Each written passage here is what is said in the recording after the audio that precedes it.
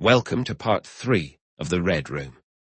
Visit brooksaudiobooks.com for an awesome collection of unique, full-length audiobooks. And be sure to subscribe to be notified when new books are released. Chapter 5. Just before 10 o'clock the following morning, Peter Flanders arrived at Chadlands after taking the night train from Paddington. A car had been dispatched to Newton Abbot to pick him up, since the branch line didn't have any trains running at that hour. Flanders was no stranger to hard work, and his relentless efforts had finally paid off with a significant success. His chance had come, and he had seized it. The war's chaos and the extensive coverage of his capture of a German secret agent had thrust him into the public eye and elevated him in his profession. Furthermore, the dramatic ways he had achieved his goal and the captivating details of the case fed into a universal longing for romance. Flanders was now quite the celebrated figure. Women found themselves infatuated with him. He could have easily secured a wealthy match and stepped back from public life, but he had little interest in romantic entanglements. His true love lay in his work. Years spent in the darker corners of the world had turned him somewhat cynical. He recognized his own unique talents, and the combination of that self-awareness, unwavering patience, and an indomitable commitment to his craft, as he referred to it, had seen him through 2 decades in the police force. He had started from the bottom and climbed to the top. The son of a modest shopkeeper, he now found his mother running a small eating house for her own enjoyment and to keep busy after his father's passing. At 40 years old, Peter Flanders had already made plans to leave Scotland Yard and establish himself as a private investigator. The mystery at Chadlands would be his final case as a government agent. A part of him felt a twinge of regret, as the death of Captain Thomas May, of which he now had every detail, intrigued him, and he knew the story had gained considerable attention. It was a well-known mystery, and as a businessman, he fully grasped the importance of such intrigues to anyone who could unravel the riddle. His approach to the case was clear from the start, and Sir Arthur, who had been heavily influenced by the opinions of the deceased man's father, now found himself in the company of a very different mind. Peter Flanders displayed no hint of superstition. His perspective was that of a hardened realist, who quickly staked out his own firm beliefs. The residents of the manor house were informed that a friend of Sir Arthur's had come to visit Chadlands, and they had no reason to doubt it. Peter was an exceptional actor. He had mingled with people from all walks of life, and the detective possessed a remarkable ability to adapt his speech and appearance to fit into any social setting. He even boasted that he could think like anyone else, changing his inner thoughts as easily as his outer demeanor to suit the situations he encountered. He understood the subtleties of human behavior that often go unnoticed, seamlessly adopting the naive viewpoint of the uninformed, the refined outlook of the educated, or the steadfast stance of those whose beliefs and education were steeped in tradition. Peter studied the superficial etiquette, manners, and customs of what was considered high society, and learned its intricacies as a naturalist diligently observes a species. Chadlands witnessed a small, fair man with thinning hair, a clean-shaven face, somewhat delicate features, a broad forehead, slate-grey eyes, and a narrow, lipless mouth that revealed exceptionally white teeth when he spoke. His face was somewhat nondescript, easily overlooked, but it provided an excellent canvas, and few professional actors had ever matched Peter's skill in transforming his features. He could also alter his voice, which naturally had a soft, monotonous quality that wasn't particularly striking.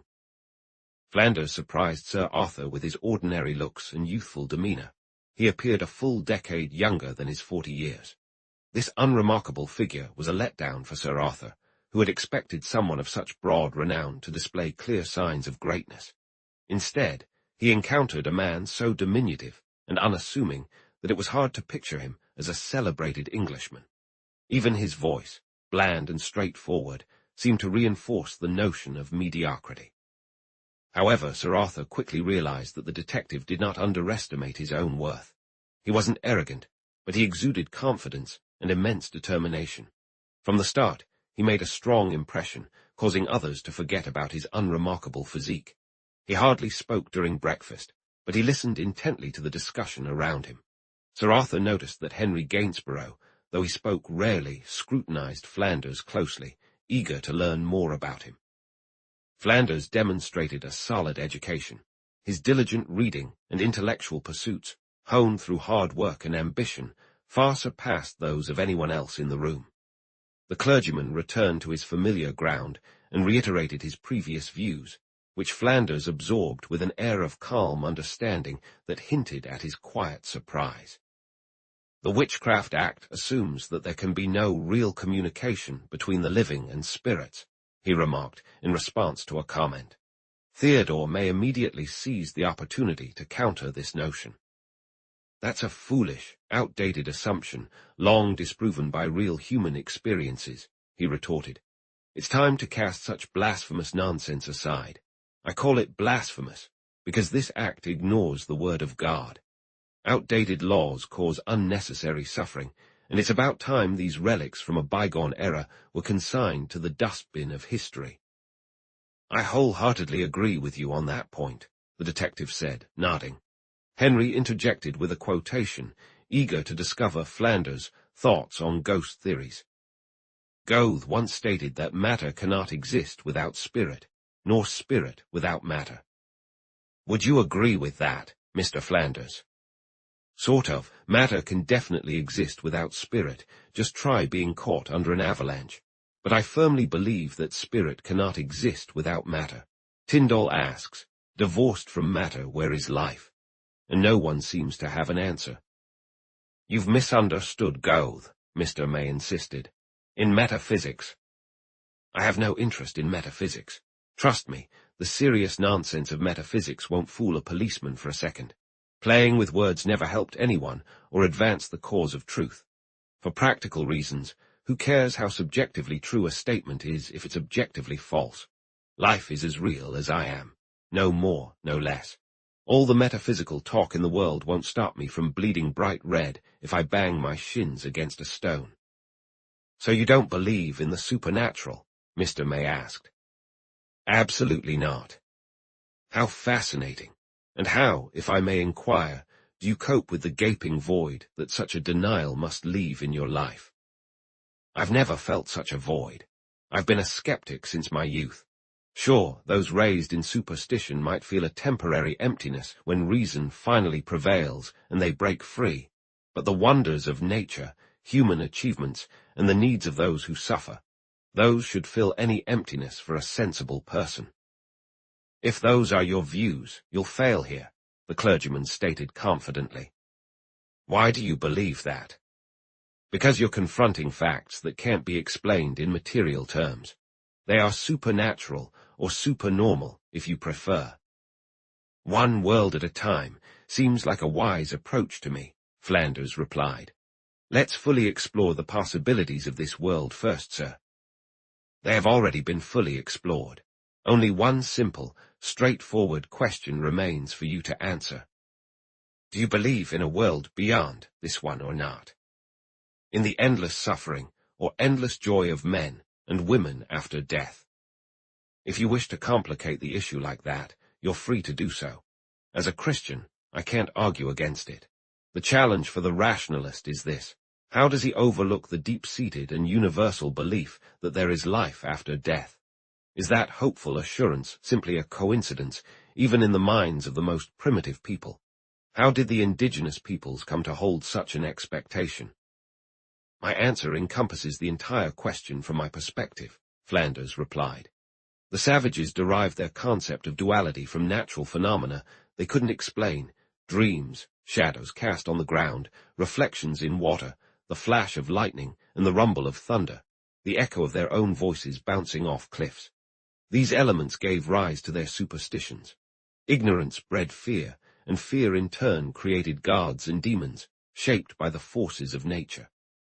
That dreadful legacy has been passed down to all of humanity, and we still struggle with it today. You would claim that our most cherished beliefs originated from the dreams of primitive people. Flanders smiled.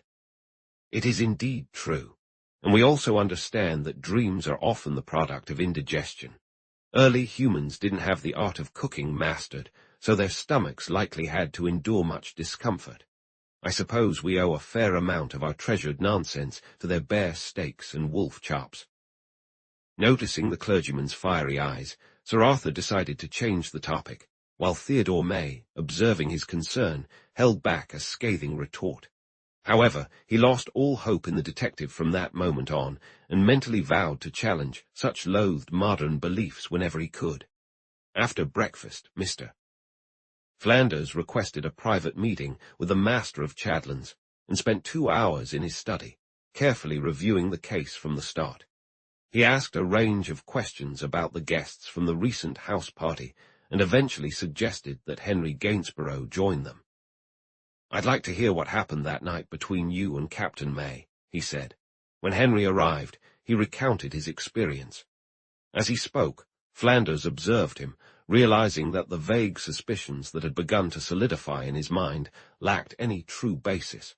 The detective became convinced he was dealing with a typical murder case. Upon hearing Henry's account, which was part of Sir Arthur's story, he noted that the former lover of Mary Gainsborough had last seen her husband alive, had shared drinks with him, and had been the first to discover him dead. Could Henry have brought some exotic poison back from Mesopotamia? However, Flanders, conversation with the young man, and the unintentional revelations from Henry himself shattered that theory. Gainsborough seemed entirely innocent. After exchanging all the necessary information with uncle and nephew, Flanders returned to the earlier topic from breakfast.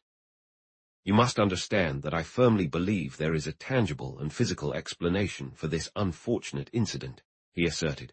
"I hardly need to emphasize that I'm not considering any supernatural explanation. I don't believe in ghosts. In my extensive experience, ghost stories fall apart under thorough and unbiased scrutiny. There is a natural explanation for what has occurred, just as there is for everything else in life. We often talk about unnatural events, but that's a contradiction in terms. Nothing can happen that isn't part of nature. What we refer to as nature encompasses every conceivable action, event, and possibility. Even if we struggle to solve a mystery, and we know that countless things occur every day and night that seem beyond our understanding, it only highlights the limits of our own intellect. I believe that nearly everything has an explanation, given enough time and a dispassionate investigation. I genuinely hope that this tragic affair will reveal its secrets." "Let's see if you're right, Mr. Flanders," Sir Arthur replied. "Would you like to visit the Grey Room now?" "I would, though I must be honest. I don't expect to find what I'm looking for there. It doesn't particularly pique my interest for one reason. I don't see any connection between Captain May's death and the earlier tragedy involving the hospital nurse, Mrs. Forrester. To me, it's merely a coincidence. If physiology were a more precise science than it has proven during my experiences with post-mortem examinations, we might have discovered the cause of her death by now. Likewise, we should understand why Captain May died. To claim there's no reason behind it is, of course, absurd. Nothing occurs without a cause. The mechanisms of life stopped functioning, and thus its wheels fell still. But a man isn't a clock that can stop without revealing what caused it. Life is far more intricate than a watch mechanism, and if we had more understanding, we might avoid so many useless post-mortem reports. Yet, Sir Howard Fellows rarely misses the mark. Still, I maintain that I don't link the two deaths in the Grey Room as being part of the same cause. I don't present this as an indisputable fact, but it's my current assumption. The time lapse seems too great. I suspect different causes at play and plan to delve into the deceased's past. I'd also like to inspect his belongings. He has traveled abroad and might have brought something back, something he was unaware of. He could have enemies, of which neither you nor Mrs. You've only known him for a brief period, maybe 8 or 10 months, if I remember correctly. I'm planning to visit his ship and cabin on HMS Indomitable to gather more information from his fellow officers. Sir Arthur glanced at his watch. "It's almost 1 o'clock, he said. "We usually have lunch at 2. What would you like to do in the meantime? It's only us and my butler here, an old friend who knows all my secrets, who understands you've come on business. I kept that a secret and addressed you as Forbes at your request, though I fear they might suspect." Thank you. I'll check out the room and take a look around the place. Perhaps after lunch, if she's feeling up to it, Mrs. May will be willing to have a private chat with me. I need to learn everything I can about your late son-in-law, his career before Jutland, his outlook on life, his habits and his friends. She will happily share whatever she knows. They made their way to the grey room. This is certainly not what I expected from a haunted chamber, Peter Flanders remarked as they entered the bright and cheerful space. The day was clear, and sunlight streamed through the southern window. "Has anything changed?" he inquired. "Not a thing. The room has remained just as it was for many years." "Please describe exactly where Captain May was found. Perhaps Mr. Gainsborough can mimic his posture if he recalls it." "Recall it? I could never forget it," Henry said. "I first spotted him from below. He was looking out of the open window, kneeling on this seat." "Let's open the window, then." They replicated the situation and position of the deceased as they found him, and Flanders examined the spot. He took the same position and looked out. "I'll ask for a ladder soon and examine the wall more closely. I see Ivy there." "Ivy has shared some fascinating secrets with me before today, Sir Arthur." "I can believe that. If you remind me at lunch, I can recount a truly astonishing story about Ivy, a tale of life and death. A man could easily come and go through this window." "Not so easily, I think," Henry replied. "It's a good 35 feet to the ground." "How do you know that?" "The police measured it during their initial investigation. As you might recall, they were halted by Scotland Yard and measured it on the second morning, which was Monday." "But did they examine the surface of the wall?" "I don't think so. They simply dropped a tape measure from the window." The other continued to survey the room. "Old furniture," he observed. "Very old, clearly. My grandfather collected it in Spain many years ago." "Valuable, I assume." "That's what I understand." "Remarkable carving, and this door." "It's not a door. It's a cupboard built into the wall." Sir Arthur opened the compartment as he spoke. The cupboard, standing about 6.5 feet high, was empty aside from a row of pegs for coats at the back. "I should be able to wrap up my examination of the room in about an hour, gentlemen," Flanders announced. "I'll occupy myself here until lunch. Did your son-in-law have any interest in antiques, Sir Arthur?" "Not at all, to my knowledge. He was, unfortunately, more concerned with the room's notorious reputation. Its ill name has survived long before my family took residence. Captain May scoffed at my concerns, and as you know, he came here against my clear wishes just to tease me about my superstitions. He wanted to clear its name, as he put it." Flanders was rummaging through a stack of old oil paintings, framed in tarnished frames. "Family portraits." "Yes."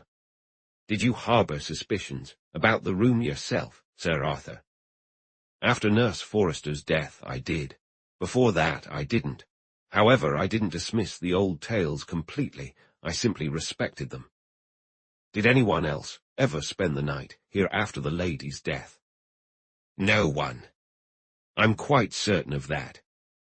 Have you not left the house since then?" "Frequently.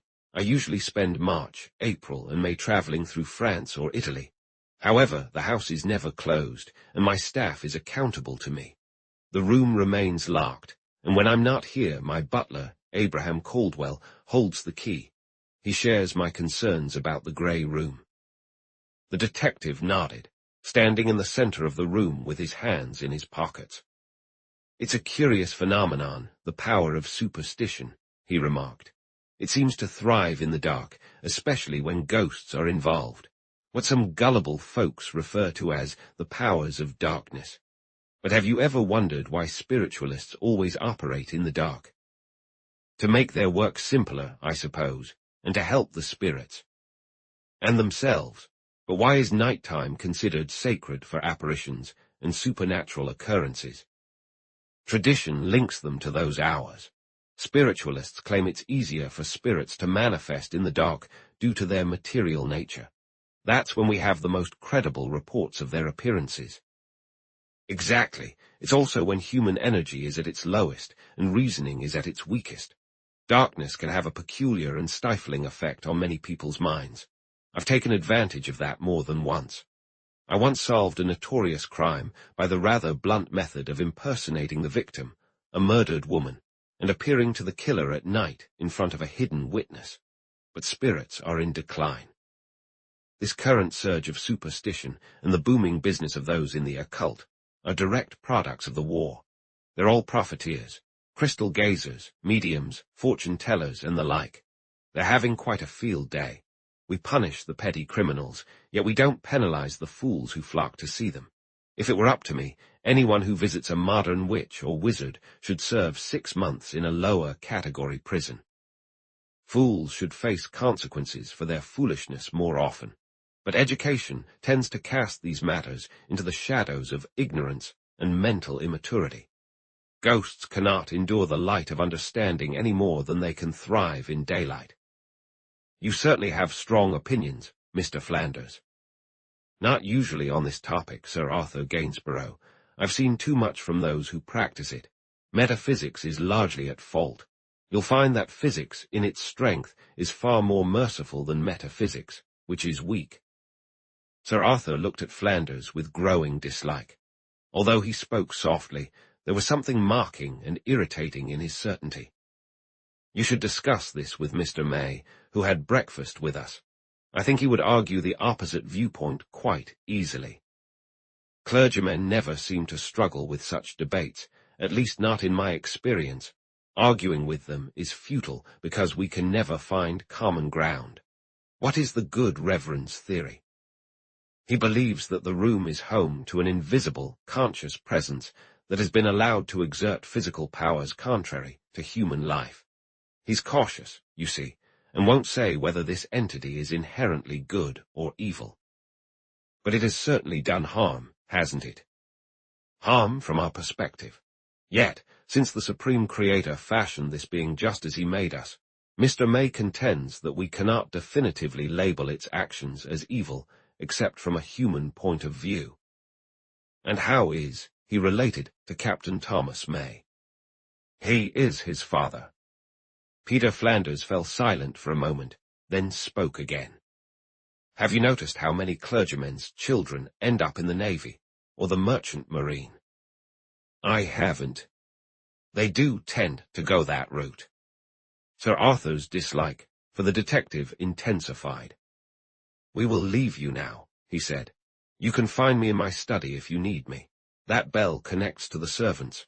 The lock on the door was damaged when we forced our way in and hasn't been fixed, but you can close it if you'd like. The door has stayed open since then, with the electric light switched on every night. Thank you. I'll think over a few points and catch up with you shortly. Did anyone check the chimney? No, it wouldn't fit a person. With that, Sir Arthur and his nephew exited the room, and once they were out of earshot, Flanders secured the door and pushed a heavy chair against it. They didn't hear anything from him for an hour, after which they joined Mary and Theodore May, who were strolling together on the terrace. Mary was eager to hear what the detective had to say, but her father-in-law had already cautioned her that Peter Flanders was likely to fail. The four of them walked up and down together, while Prince, Sir Arthur's old spaniel, trotted beside them. Henry filled his cousin in on their conversation and the direction the investigation was taking. He wants to speak with you and learn everything you can share about dear Tom's history, he said. Of course I'll tell him everything, and anything I don't know, Mr. May will recall. He's quite reserved and open-minded about some matters, but really firm about others. Your father-in-law won't get far with him. He dismisses any supernatural explanation for our tragic loss. Mr. May caught this remark. As I've already told Mary, his failure is inevitable. He's wasting his time, as I suspected he would before he arrived. Not even the most clever person will be granted an explanation. I would sooner trust an innocent child to uncover the truth than someone like him. He's consumed by his own vanity and clings to foolish ideas. "There's something about him that I truly dislike already," Sir Arthur admitted. "And yet, it feels like an unreasonable dislike on my part, for he's extremely polite, behaves like a gentleman, and does nothing to offend even the most sensitive person." "It's just a prejudice, Uncle Arthur." "Maybe it is, Henry, but I seldom harbor prejudices." "Let's call it an intuition instead," replied the clergyman. "Your negative feelings suggest that you already sense, without realizing it, that this man won't be of any help. His air of superiority regarding his knowledge, his opinions, and his lack of faith will ultimately be his downfall. He approaches his challenge with a skeptical mind, and that will cause the issue to evade his grasp, as such an approach is not only pointless but also harmful." Mary excused herself, and they continued to debate the detective's likely success, neither convincing the other. Henry, having been quite impressed by Flanders, argued in his favor, but Theodore May was stubborn, and Sir Arthur seemed to lean toward his viewpoint. "The young think the old are fools, and the old know the young are," said Sir Arthur. "But he's not young, Uncle. He's 40. He told me that himself." "I would have guessed him 10 years younger. He spoke with the certainty of youth." "Only on that topic." "And that just happens to be the very topic on which we should demand an open and respectful mindset," said the clergyman. Henry noticed a hint of bitterness in Sir Arthur's tone. "Well, at any rate, he certainly thinks little of the grey room. He's convinced the secret is hidden elsewhere. He believes he'll quickly run out of options here." As he spoke, the gong sounded, and Prince, alert and attentive, led the way to the open French window of the dining room. "Call for our friend, Henry," said his uncle. Young Gainsborough, pleased to comply, stepped back into the house. He needed to speak with Flanders privately, and made his way to find him. The door to the grey room was still shut, and Henry found some obstruction inside that kept it from budging. Disturbed by this, he didn't worry about being polite. He pushed the door open, and it gave way, revealing a heavy chair wedged against it. His loud entrance drew no response, and as he looked around, it seemed for a moment that the room was empty. But as he lowered his gaze, he first noticed the detective's open notebook and pen lying on the floor. Then he saw Peter Flanders sprawled face down with his arms stretched out before him. He lay motionless beside the hearth. Gainsborough leaned down, supporting him, and turned him over. He was still warm and relaxed in every limb, but completely unconscious and seemingly dead. A look of shock crossed his face. The corners of each open eye still held some glimmer, but the pupils were greatly dilated. Chapter 6. Henry Gainsborough experienced a kind of anguish he had never known, not even amidst the horrors of war. For the first time in his life, he was consumed by fear. He gently laid the unconscious man on the ground, and he felt a chilling certainty. The man was dead. He had encountered enough sudden death to know it without doubt. Yet the others were less willing to accept this grim reality. After he rushed downstairs with the devastating news, both Sir Arthur and Caldwell struggled to believe him. When he reached the bottom, his uncle and May stood near the dining-room door, anxiously awaiting him and Peter Flanders. Mary had just joined them. "He's dead," was all Henry could manage to say. Overwhelmed, he sank into a chair and buried his face in his hands. Once again, the discovery of a dead man in the grey room had fallen upon him. It was always his eyes that first met the tragedy, and his was the voice that delivered the dreadful news. This realization weighed heavily on him, as if he were personally afflicted by some great misfortune. Mary lingered with her cousin, bombarding him with terrified questions, while Sir Arthur called for Caldwell and hurried upstairs, closely followed by Theodore May. The clergyman was visibly shaken, but beneath his concern lay a strange glimmer of triumph. "It is here," he exclaimed. "It is near us, watching, unable to harm either you or me, but this unfortunate skeptic made for an easy target." "God, I wish I had listened to you yesterday," Sir Arthur said. "Then, perhaps, this innocent man would not have been torn from life." "You were meant not to listen. Your heart was hardened. His time had come." "I cannot accept it. We may still revive him. It's inconceivable that he could be dead already." They gathered around the detective as Caldwell and Fred Conter, steady and courageous, carried him into the corridor. The butler spoke up. "Fred, go fetch the brandy," he instructed. "We need to get some down his throat if we can. I can't feel the gentleman's heart, but it may not have stopped yet." "He's warm enough." The footman complied, and Flanders was laid on his back. Sir Arthur then turned to Caldwell. "Support his head. It might be better for him." They waited, and during the brief moments before Conter returned, Sir Arthur spoke again. His thoughts drifted back, momentarily unable to fully grasp the reality before him. "The last thing that man said was to ask me why ghosts haunt the night instead of the day." "Poor wretch, he has his answer now," replied the priest. All efforts to revive the faded life proved futile, and they soon carried Flanders downstairs. Henry Gainsborough had already gone to fetch the doctor, and within the hour Mannering joined them, only to declare that the man was dead. Their prolonged attempts to restore circulation yielded no sign of life. How he had met his end, how death had seized him, was impossible to determine. The body bore no unusual marks. It showed neither wounds nor signs of trauma. It was eerily similar to the case of Thomas May. Death had struck Flanders like a bolt of lightning, taking him down while he was making notes by the fireplace. This left Dr. Mannering facing a dilemma. Mary approached him as he spoke in the library with Sir Arthur and Henry Gainsborough. She pleaded with him to use his influence with her father-in-law.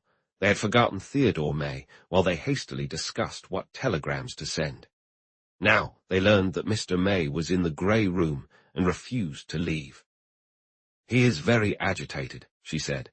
"He's pacing back and forth, speaking loudly, quoting scripture, addressing the spirit he believes is listening to him. It would be absurd if it weren't so horrific. He needs to be pulled away." "He is justified in his beliefs," declared Sir Arthur. "I have resisted him thus far, but I can no longer hold out." "You must," Mannering insisted. "He is toying with death." They looked for Tom's father, and found him as Mary had described, walking back and forth, a fierce joy of battle shining on his thin, stern face and bright eyes. "Now the forces of light shall triumph, and God's will be fulfilled," he proclaimed to them. Nevertheless, he made no protest when they guided him away. "The future is mine," he asserted, his excitement fading into a calm resolve. "You cannot once again stand between me and my duty, Sir Arthur. You have made a grave mistake, and this is the consequence of that error. Rest assured, you will not make the same mistake twice." His fervour subsided, and it was he who suggested they return to their forgotten meal. Concerning the deceased man, he showed an indifference that bordered on callousness. "His God will judge him fairly based on his actions," he stated. "If he sinned out of ignorance or misguided teachings, his punishment will not be severe. But if he deliberately closed his heart to the truth and rejected the faith out of pride, then even then the Father of mercy may forgive him. He has failed, just as I anticipated he would, and he has paid a terrible price for that failure." Sir Arthur, deeply troubled, barely registered what was said. At Mary's urging, he ate a little, but soon felt an overwhelming urge to leave the company of others and seek solitude. He excused himself, asking Gainsborough and Mannering to inform him when the telegram to Scotland Yard was answered, and prepared to depart. As he stood up, he noticed his old spaniel whimpering beside him. "What's wrong with Prince?" he inquired. "He hasn't had his dinner," Mary replied. "Feed him at once," her father commanded, then stepped outside alone. She immediately rose to follow him, but Mannering, who had stopped to join them, urged her to stay. "Let him be," he said. "This has shaken your father as it well might. He'll be all right. Make sure he takes his bromide tonight, and let's keep everything calm around him." Meanwhile, the master of Chadlands made his way outdoors, walking half a mile to a favourite spot where he had set up a bench. A storm was rising from the southwest, and the brewing weather mirrored his troubled thoughts. He swung between confusion and anger. His lifelong beliefs and faith in the orderly nature of existence seemed about to crumble under this latest blow. The predictable universe felt as though it had been turned upside down, dumping a deluge of horror right onto his unsuspecting head. The world as he knew it felt like a distant memory, replaced by a nightmare from which there was no escape. He reflected on the stability of his life, which he had built on strong principles and comforting religious convictions that had seen him through grief and joy alike. It felt utterly unjust that in his old age he should be thrust into the spotlight, forced to endure public scrutiny, stripped of dignity, and denied the privacy he considered his greatest luxury. His sense of stability had vanished. Planning for tomorrow felt utterly hopeless. His mind, now gripped by a heavy unease he had never known before, conjured up vivid and painful images of the grim reality that awaited him. Life had turned into a cruel and chaotic ordeal for a man of sensibility. He would be thrown into the relentless glare of public attention, called to face judgment from others, subjected to a harsh examination by his peers, and forced to endure a reputation that felt revolting even in its prospects.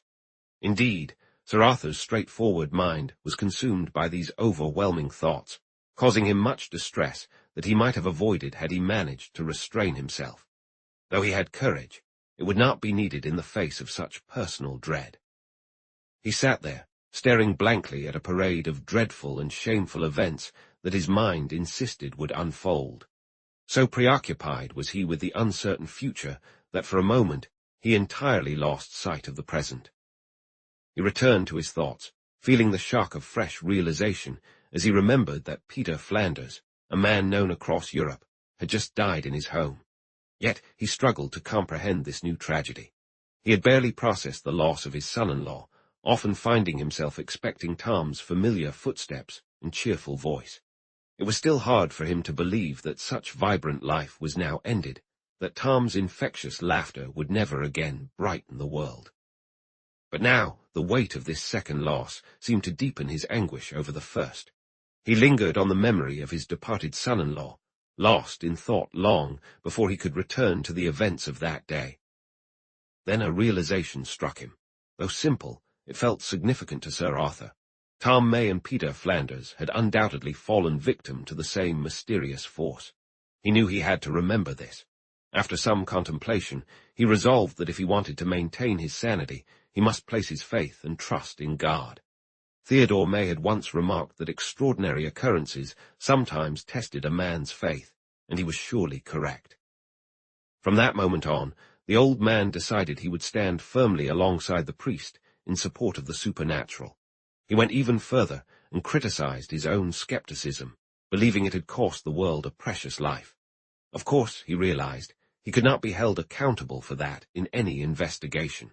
Skeptics would likely argue that he was right to refuse Mr. May's experiment. Yet, Sir Arthur now convinced himself he had erred. At a time when all familiar boundaries were disappearing and the laws of nature felt upended, there was only God to rely on. This immense burden was too great for any one person to carry, and Sir Arthur resolved that he would not shoulder it alone. Were we not taught to lay our troubles before the Almighty? In this moment, Sir Arthur found himself grappling with a situation so beyond human comprehension that it seemed only through humble submission to a higher power could one hope to approach it. Theodore May had been undeniably correct. Sir Arthur reminded himself of this truth repeatedly, as though trying to convince a child.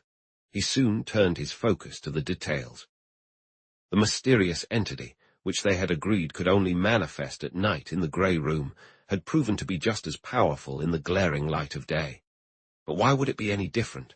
To confine its activities would mean to limit its abilities, and only the Almighty had the knowledge of what powers had been bestowed upon it. He recoiled from further questions or investigations unless they were grounded in faith.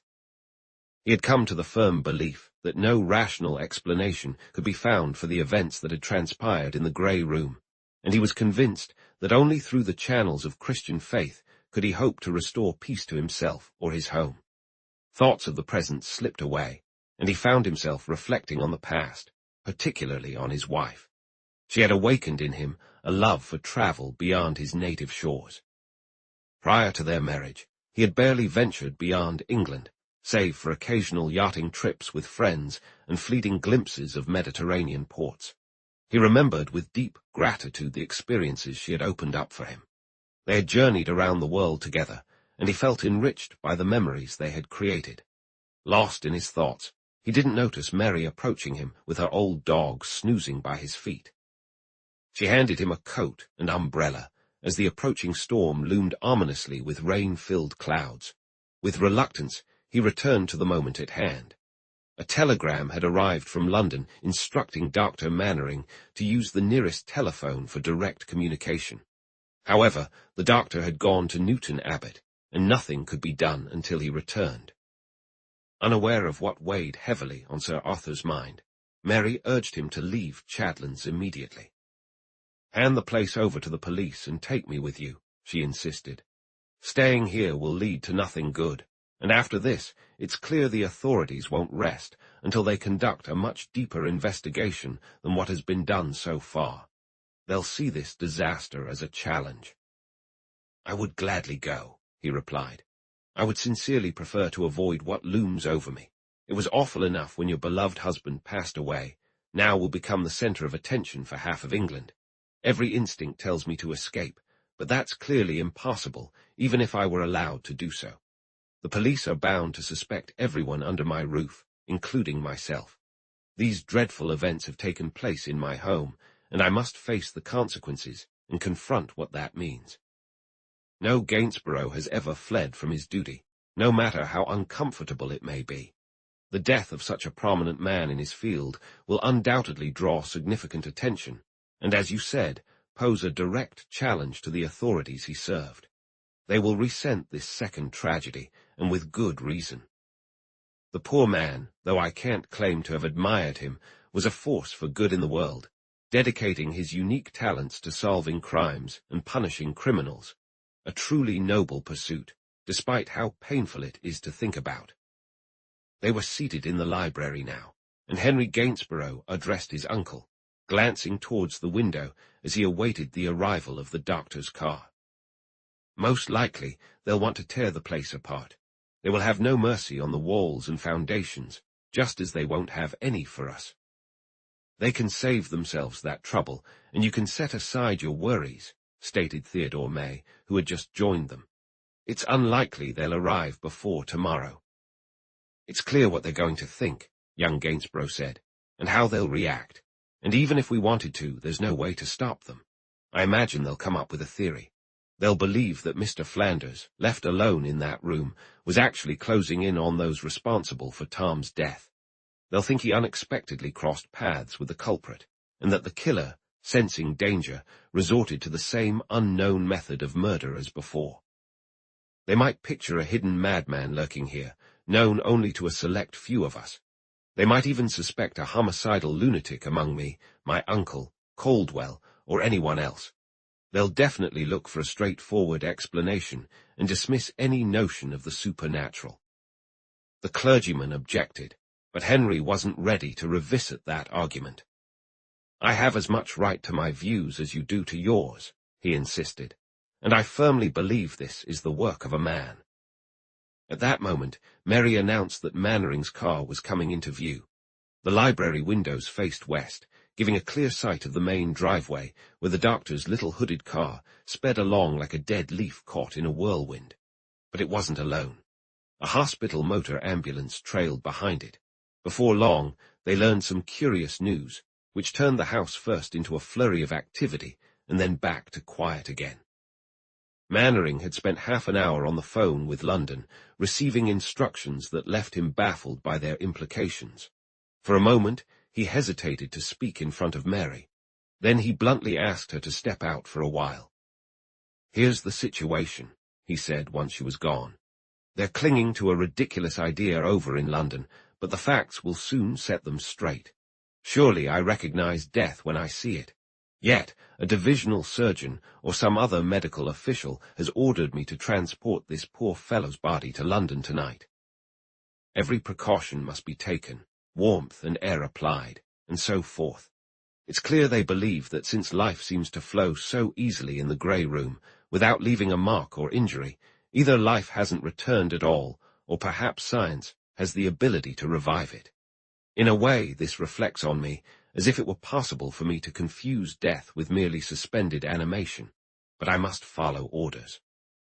Tonight I'm travelling to town with the deceased, and if they discover he is anything other than dead as a doornail, The doctor was recording his memories, the recollections of a country physician, and couldn't help but feel that these events would add remarkable intrigue to a volume that might otherwise be rather ordinary. He spoke again. I would be quite pleased if you would join me, Gainsborough. I'll have a police inspector from Plymouth along. However, it would be gratifying if you could come too. Besides, your presence would be of great assistance in London. I'll definitely join you. You don't mind, Uncle Arthur? Not at all if Mannering wishes it. We owe him more than we can ever repay. Anything we can do to ease his burdens should be done. I would certainly appreciate your company. A small saloon carriage will be added to the Plymouth train, leaving Newton for London just before midnight. We'll be met at Paddington by some of their doctors. As for Chadlands, 4 men will be arriving tomorrow morning on the same train that Peter Flanders came down on last night. We'll pass them on our way. They will take charge of both the grey room and the house upon their arrival. And they will be most welcome. I would gladly tear down Chadlands to its foundations if it meant uncovering the truth. There's no need for such drastic measures, May interjected, having listened to these developments. Bricks and mortar, stone and timber are innocent things. One might as well try to dissect a thundercloud to find the lightning as to tear apart the material world to uncover what lies hidden in this house. The presence of the unknown, here on some secretive mission for its master, will not share its secret with 4 detectives or even a whole army of them, just as it did not reveal anything to the first. What I do, you do not understand now. That sums it all up. He turned to Mannering and asked a sudden question. Why did you not want Mary to hear these details? How would they specifically upset her? Can't you see? Honestly, one could argue that your presence here is just as questionable. But you are a man. There's an implied horror for poor Mary in the idea that Flanders might still be alive. If he can somehow return, then she might think that perhaps her husband and your son could be too. Just imagine the pain that would cause her. I'm being straightforward. There's no rational or sentimental reason not to be, as the truth is that the signs of death were unmistakable on your boy before we did what we had to do. Yet, even the thought of it must have shocked Mary. We know without a doubt that Flanders is dead, and there's no need to mention this absurd theory from London to her. I appreciate your thoughtfulness, said Sir Arthur, and the clergyman nodded in agreement. There is no doubt regarding my son, he continued, nor about this unfortunate man either. Henry Gainsborough went to get ready for the journey. Following the doctor's orders and treating the deceased as if he were merely unconscious, they carried him to the ambulance. Mannering found it an undignified farce, and he only came to grips with the discomfort of his task when he was faced with it. Yet he followed through meticulously, transporting the body to Newton after dark and arranging for the ambulance bed, where the body rested, to be taken to the saloon carriage when the night train arrived from Plymouth between 11 and 12. He controlled the temperature with hot steam and kept warm bottles at the feet and sides of the deceased. He felt both impatient and resentful, marking the higher authorities for the sake of the inspector and Henry Gainsborough, who accompanied him. Yet inwardly he felt a deep, undeniable satisfaction that life had broken its usual monotony to provide him with such a rare adventure. Just before they set off, he pointed out something to the policeman.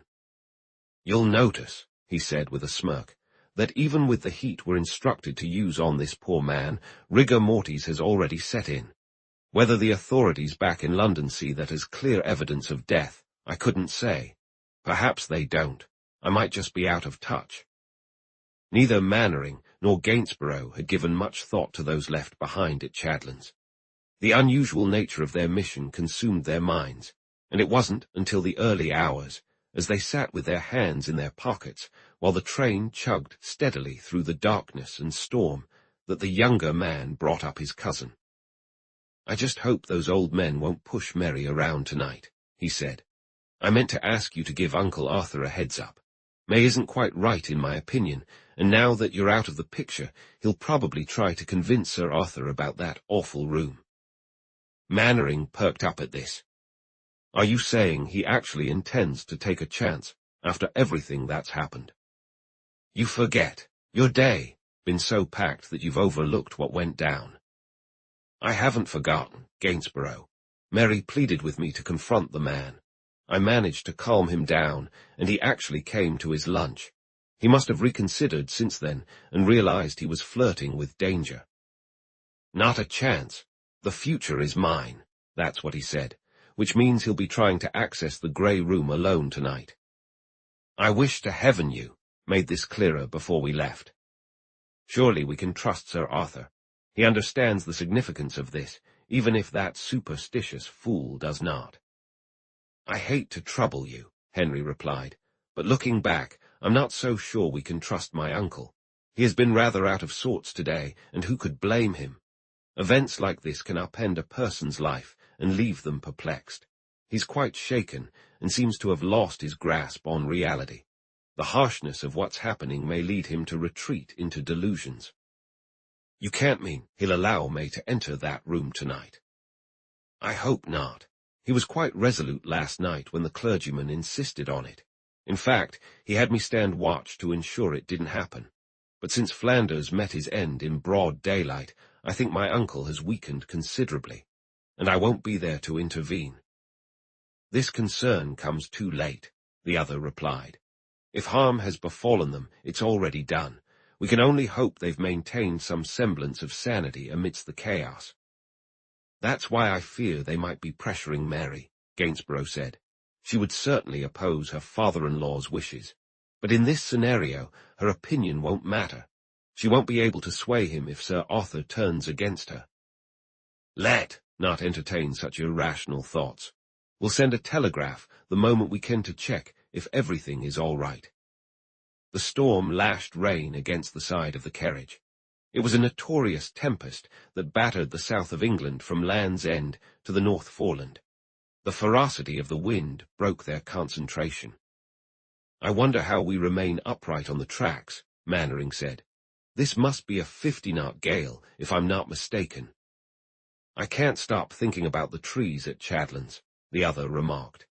"Isn't it strange how, in the midst of such a grave situation, our minds drift to trivial matters? It must do so intentionally to relieve the tension. Yes, those trees will take quite a beating tonight. I expect to hear a grim story about fallen timber from Sir Arthur by the time I return tomorrow." "If all that's fallen is timber, I won't mind," Mannering replied. "But now you've got me quite uneasy. If something else goes awry, well, to put it mildly, people will say your uncle should have known better." "He does know better. He's just temporarily lost his way. But I'm not as worried as you are. It's Mary against May, and even if my uncle were inclined towards him based on a vague and esoteric notion that, I must admit, isn't entirely unreasonable, Mannering, considering what's happened, I doubt he would actually go along with it when it really mattered." "I hope you're right, I truly do," Mannering said. "That kind of concession would require considerable explanation if we end up facing another disaster. There should definitely be official security in that room." "After tomorrow, there certainly will be," Henry assured him. "The police won't leave until they're satisfied everything is under control. Still, I can't see how a dozen guards will be any safer than one, even if it's some physical event that we must assume is happening. And if it turns out to be truly supernatural, why would having 12 make a difference? Clearly, it wouldn't. Whatever it is, it can strike without warning, and it won't be struck back." But Dr. Mannering did not respond. He was preoccupied with a small book in his pocket, which he planned to hand over to the police in London the next morning. Poor fellow, if only he could have approached the problem head-on, as he has written here. But in the end, it took him by the throat. He pulled Flanders's notebook from his pocket and reread the last few pages. He was lost in his theories until the very end when he should have been fully alert to confront the reality, Gainsborough remarked. He never saw the dreadful danger coming. Going through the detective's notes uncovered an intriguing detail. His colleagues knew he intended to write a book on the theory and practice of criminal investigations, and many of his pocketbooks contained notes and thoughts that he surely planned to explore further at some point. It seemed he had, for a brief moment, drifted away from the grey room in his thoughts when death unexpectedly found him. It was clear that past events, rather than immediate issues, were behind the reflections filling his mind.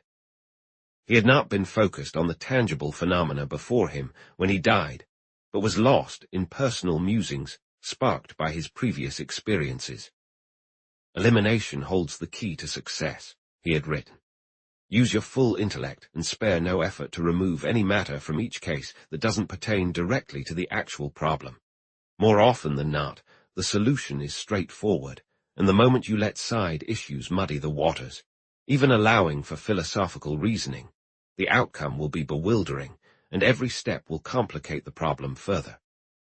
Only in fiction, where a plot is crafted and then deliberately complicated, do we find the truth trickling out in some minor detail or character intentionally kept in the shadows.